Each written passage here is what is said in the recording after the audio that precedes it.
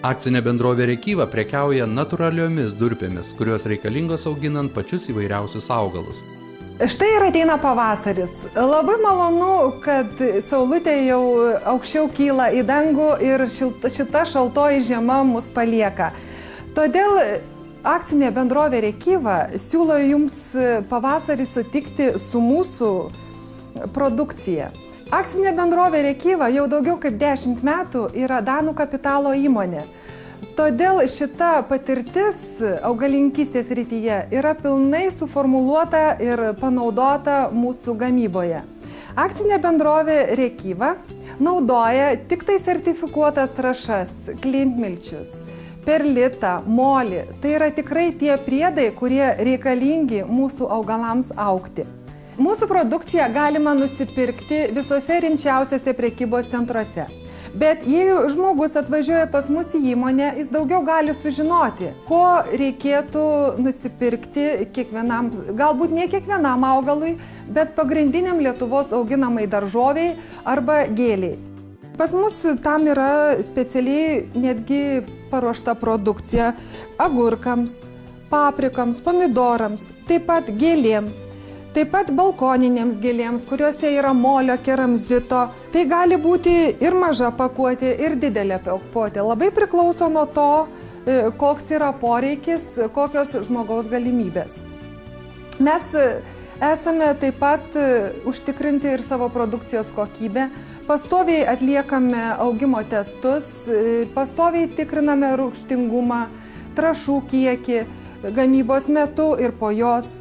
Štai matome, šiuo metu mes bandome pomidorus, agurkus, bazilikas, kopūstus ir pipirinės. Viskas auga gerai. Aš rekomenduočiau pirkti durpių substratą dar ir dėl to, kadangi ten nėra piktžolių, nėra parazitų.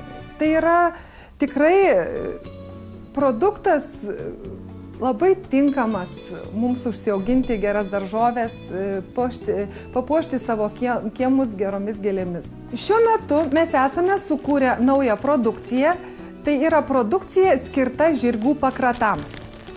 Tai yra mūsų durpė sumaišyta su pjuvenomis, stambiomis drožlėmis. Todėl manau, kad žirgynams ir šiaip žmonėms auginantiems žirgus šis produktas bus labai tinkamas.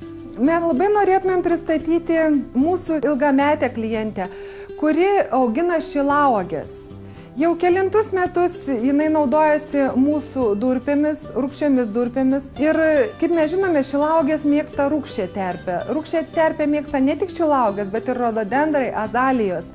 Todėl mes turime tikrai labai gerą produktą šiems visiems augalams.